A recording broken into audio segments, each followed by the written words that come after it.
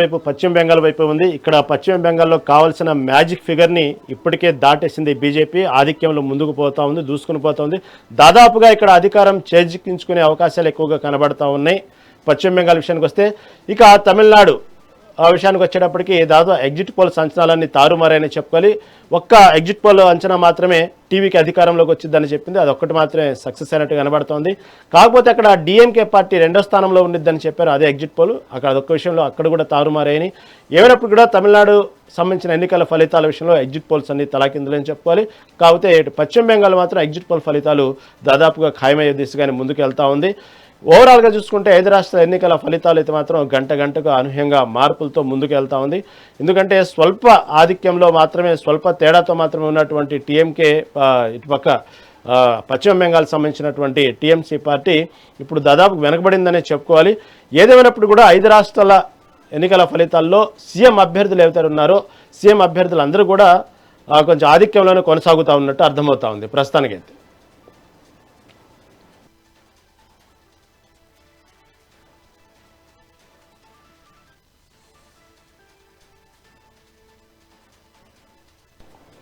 Right, ప్రస్తుతం 5 రాష్ట్రాల ఎన్నికల ఫలితాలపై మరింత విశ్లేషణ. ఏ రాష్ట్రాల్లో ఇప్పటి వరకు కౌంటింగ్ జరిగింది, ఆ కౌంటింగ్ ఎంతవరకు జరిగింది, దానికి సంబంధించిన ఫలితాలు ప్రస్తుతం ఉన్నటువంటి మ్యాజిక్ ఫిగర్లు దాటినాయా, మరింత సంబంధించిన రిపోర్టు మా ప్రతినిధి రాణి అందిస్తారు. రాణి, చెప్పండి, ప్రస్తుతం 5 రాష్ట్రాలకు సంబంధించినటువంటి ఎన్నికల ఫలితాలపై మరింత సమాచారం. ఫలితాలపై కూడా దేశమంతటా కూడా సర్వంత్రా ఉత్కంఠ నెలకొందనే చెప్పుకోవాలి. ప్రతి ఒక్కరూ కూడా ఆశగా ఎదురు చూస్తున్న పరిస్థితి. ఈ 5 రాష్ట్రాలు రాజకీయ భవిష్యత్తు అనేది కేంద్ర రాజకీయ భవిష్యత్తుగా కూడా ఇది చెప్తూ వస్తున్నారు. అలాగే అనుకున్న స్థానాల కంటే మించి కొన్ని పార్టీలు అధికారంలో ఈ మెజారిటీలో ముందుకు వెళ్తుంటే కొన్ని పార్టీలు అనుకున్న స్థానాల కంటే ఇంకా దిగువ స్థాయిలోనే ఇంకా అవి ఉన్నాయి. ఇంకా మెజారిటీ అనుకున్నారు కానీ మ్యాజిక్ ఫిగర్ ను కూడా కైవసం చేసుకోలేని కొన్ని పార్టీలు కానీ కొన్ని పార్టీలు ఏవైతే ఉన్నాయో మిగతావి ఆ పార్టీలు అయితే వాటి మెజారిటీ స్థానాలతో ముందుకు దూసుకువెళ్తున్నాయని చెప్పుకోవాలి. అయితే మొత్తంగా ఈ 5 రాష్ట్రాల్లో కౌంటింగ్ ప్రక్రియ అనేది ఈ రోజు ఉదయం 8 గంటలకి ప్రారంభమై ఇప్పటి వరకు కూడా దూసుకుపోతుందనే చెప్పుకోవాలి. అనుకున్న దానికంటే భారీ స్థాయిలో మెజారిటీ అనేది కొన్ని పార్టీలు కైవసం చేసుకుంటున్నాయి. అది పూర్తి వివరాలు చూసుకుందాం. మొత్తంగా ఈ అస్సాము, కేరళ, తమిళనాడు, వెస్ట్ బెంగాల్ అలాగే పుడుచేరిలో ఈ 5 రాష్ట్రాల్లో కూడా ఈ కేంద్ర ప్రభుత్వం హవా అనేది సాగుతుంది. ప్రజల్ని ప్రభావితం చేసే విషయంలో బీజేపీ పార్టీ అనేది బాగా ముందుకు వెళ్ళిందని చెప్పుకోవాలి. దాంతో పాటుగా ఆయా రాష్ట్ర పార్టీలు కూడా మేము తగ్గేది లేదన్నట్లుగా కూడా వాళ్ళు దూసుకుపోయాయి. అయితే ఫస్ట్ మనం అస్సాం చూసుకున్నాం. అస్సాంలో మొత్తంగా 126 స్థానాలు ఉన్నాయి. ఈ 126 స్థానాల్లో కూడా బీజేపీ ప్రస్తుతానికి 77 స్థానాల్లో మెజార్టీతో ముందుకు దూసుకు వెళ్తుందనే చెప్పుకోవాలి. అస్సాంలో మళ్ళీ బీజేపీయే పట్టం కట్టనుంది అని ఈ మెజార్టీ చూస్తే అర్థమవుతుంది. మరికొద్ది సేపట్లోనే ఈ మెజార్టీ స్థానం అనేది ఇంకా పెరగబోతుంది అని కూడా విశ్లేషకులు చెప్తున్నారు. అలాగే ఐఎన్సీ మాత్రం 25 స్థానాల్లోనే ఇప్పుడు కొనసాగటం అనేది చర్చనీయాంశంగా మారింది. ఫస్ట్ నుంచి కూడా గట్టి పోటీ ఇస్తున్నాము. ఇటు ఇండియా కూటమి అనేది బీజేపీకి ఖచ్చితంగా ఈసారి సమాధానం చెప్పేలాగా మెజార్టీ సాధించుకొస్తుంది అని కూడా వాళ్ళు చెప్పిన పరిస్థితుంది. కానీ బీజేపీ ఇక్కడ ఆధిక్యంగా ఉండడం అనేది మనం ఇక్కడ చూస్తున్నాము. అండ్ అలాగే కేరళ చూసుకున్నట్లయితే కేరళలో మొత్తం 140 స్థానాలు అయితే మనకున్నాయి. ఇక్కడ మనం లీడింగ్ గా ఇప్పుడు ఉన్నది ఇండియా కూటమి ఇక్కడ లీడింగ్ గా ఉంది. అలాగే సిపిఐ మాత్రం 31 స్థానాల్లో జరుగుతుంది. మిగతా అన్ని పార్టీలు కూడా స్వల్ప తేడాతో ఈ మెజార్టీలో ముందుకు వెళ్తున్నాయి అనే చెప్పుకోవాలి. ఐఎన్సీ మాత్రం ఇక్కడ భారీ మెజార్టీతో ముందుకు కొనసాగుతుంది కేరళలో. ఈ 2 రాష్ట్రాల్లో అయితే అనుకున్న దానికంటే కూడా ఫలితాలు ఇప్పుడు తారుమారయ్యే అవకాశం కూడా మనకి కనిపిస్తుంది మరికొద్దిసేపట్లో. నెక్స్ట్ మనం చూసుకున్నట్లయితే పాండిచ్చేరి.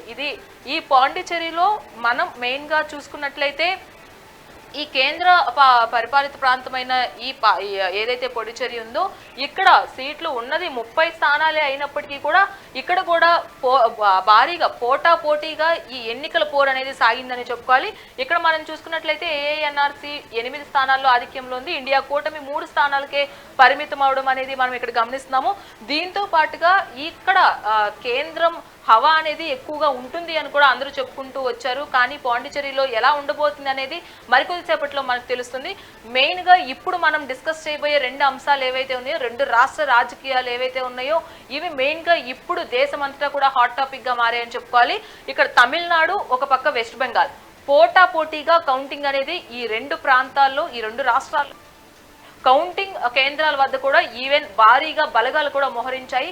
వెస్ట్ బెంగాల్లో అయితే దాదాపుగా 165 మంది ఎక్కువగా పరిశీలకులను కూడా పెట్టడం అనేది గమనార్హం అని చెప్పుకోవాలి. ఎందుకంటే మమతా దీది ఫస్ట్ నుంచి చేసిన వ్యాఖ్యలు కావచ్చు, ఆ పార్టీ కార్యకర్తలు కావచ్చు, బీజేపీ చేస్తున్న వ్యాఖ్యల్ని ఖండిస్తూ కూడా వాళ్ళు చేస్తున్న ఏవైతే కొన్ని చర్యలు ఉన్నాయో అవి ఇబ్బందికరంగా ఉన్నాయని కూడా చాలా మంది ఆరోపణలు చేశారు. ఆ పార్టీ కార్యకర్తలు ప్రలోభాలకి గురి చేసే విధంగా కౌంటింగ్ కేంద్రాల వద్ద, అలాగే ఓటింగ్ చేసేటప్పుడు కూడా ప్రభావితం చేసే విధంగా వాళ్ళ ప్రవర్తన కూడా ఉంది అని చాలా మంది ఆరోపణలు చేసిన విషయంలో ఎలక్షన్ కమిషన్ సీరియస్ అవడమే కాకుండా కొన్ని గట్టి నిర్ణయాలు కూడా తీసుకోవడం జరిగింది. రీపోలింగ్ అంశం కూడా వెస్ట్ బెంగాల్లో జరిగింది. ఈసారి అటు ఫాల్టా నియోజకవర్గంలో ఖచ్చితంగా రీపోలింగ్ జరపాల్సిందే అని కూడా వాళ్ళు పట్టుబట్టడం, ఆరోపణలు చేయడం మమతా దీదీకి ఇదొక చుక్క ఎదురైనట్లుగా కూడా చెప్పుకోవచ్చు. అదే విధంగా ఎగ్జిట్ పోల్లు కూడా మమతా బెనర్జీకి ఖచ్చితంగా యాంటీగా వచ్చాయి. ఈ పోలింగ్ అనేది ఇప్పుడు ఈ ఏదైతే ఎగ్జిట్ పోల్స్ ఆధారంగా తీసుకున్నట్లయితే మమతా ఈసారి ఖచ్చితంగా సీఎం కాలేరు, దీదీని పక్కన పెట్టారు రాష్ట్ర ప్రజలు, బీజేపీకి పట్టం కట్టనున్నారు అనేది కూడా అంశం కూడా వెలుగులోకి వచ్చింది. కానీ దాన్ని తీవ్రంగా ఖండిస్తూ వచ్చారు. ఎమోషనల్ డ్రామా కూడా కొన్ని రోజులు మనకి కనిపించింది. కానీ ఎగ్జిట్ పోల్స్ ఆధారంగా చేసుకునే ఇప్పుడు వెస్ట్ బెంగాల్ రాజకీయాలు కూడా తుది తీర్పు ఇవ్వబోతున్నాయని కూడా పూర్తిగా అర్థమవుతున్న పరిస్థితి. అటు తమిళనాడులో మనం చూసుకున్నట్లయితే పూర్తిగా అనుకున్న దానికంటే భిన్నంగా ఈ రోజు మెజార్టీ స్థానాలు అనేది కనబరుస్తుందని చెప్పుకోవాలి.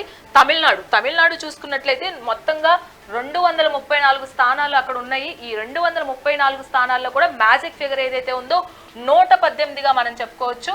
ఈ మ్యాజిక్ ఫిగర్ ని ఖచ్చితంగా టీవీకే పార్టీ కైవసం చేసుకోబోతుందని ఒక సంస్థ సర్వే చేసిన దాని ప్రకారం అందరూ కూడా భావించారు. కానీ కొంతమంది మాత్రం మెజార్టీ వరకు కూడా చూసుకున్నట్లయితే ఆ ఒక్క సంస్థ తప్పించి మిగతా ఎగ్జిట్ పోల్ సర్వేస్ అన్ని కూడా ఖచ్చితంగా డిఎంకేదే ఈసారి మళ్ళీ అధికారం అంటూ కూడా చెప్పుకుంటూ వచ్చాయి. అటు అన్నా డిఎంకే కూడా పొత్తుల పర్వంతో ముందుకు వెళ్ళాలి అని చూసినా కానీ అన్నా డిఎంకే కూడా అంతవరకు భారీగా అంటే మెజార్టీ విషయంలో వెనుకంజలోనే ఉంది ఇప్పటి వరకు వచ్చిన మెజార్టీ చూసుకున్నట్లయితే. అయితే ఒకసారి చూసుకున్నాము, ఇందులో అసెంబ్లీ ఎన్నికల్లో ఇప్పుడు ఈ తమిళనాడు ఎన్నికల్లో కౌంటింగ్ ప్రక్రియ మార్నింగ్ బ్యాలెట్ బాక్సులు చూసుకున్నట్లయితే అక్కడ స్టార్టింగ్ లో ఆ అరగంట సేపు కూడా డిఎంకే హవా అయితే నడిచింది. ఆ 8:30 దాటిన తర్వాత నుంచి కూడా టీవీకే ఒక్కొక్కటిగా ఈ మెజార్టీని పుంజుకోవడం, ఇప్పుడు దాదాపుగా 103 స్థానాల్లో మెజార్టీతో ముందుకు వెళ్ళడం అనేది నిజంగా ఇది తమిళనాడు రాష్ట్ర రాజకీయాల్ని మార్చే విధంగా ఉండబోతుందని అర్థమవుతుంది. అలాగే డిఎంకే అధికారంలో ఉన్న డిఎంకే అనేది 3వ స్థానంలో ఉండడం అనేది ఇది ఎవ్వరూ కూడా ఊహించలేదు. డిఎంకే అధికారంలోకి వస్తుందన్న పార్టీ ఇటు ప్రతిపక్ష పార్టీకి పోరులో కూడా లేకపోవడం, అలాగే మినిమం మెజార్టీ అంటే ఈ 2 అన్నా డిఎంకేతో పోల్చుకున్నా కూడా ఇంకా తక్కువ మెజార్టీతో ముందుకు వెళ్ళడం అనేది ఇక్కడ రాష్ట్ర రాజకీయాల్లో కాస్త అసహనం కలిగిస్తున్నాయి. అలాగే డిఎంకే పార్టీ కార్యకర్తలు కూడా ఒక్కొక్కరుగా పార్టీ ఆఫీస్ నుంచి తిరిగి వెళ్తున్నారు. ఆల్రెడీ సంబరాలకి నిన్న సాయంత్రం నుంచే సిద్ధం చేసుకున్న డిఎంకే పార్టీ కార్యకర్తలు కావచ్చు, అభ్యర్థులు కావచ్చు, ఈ మెజార్టీని చూసి అందరూ కూడా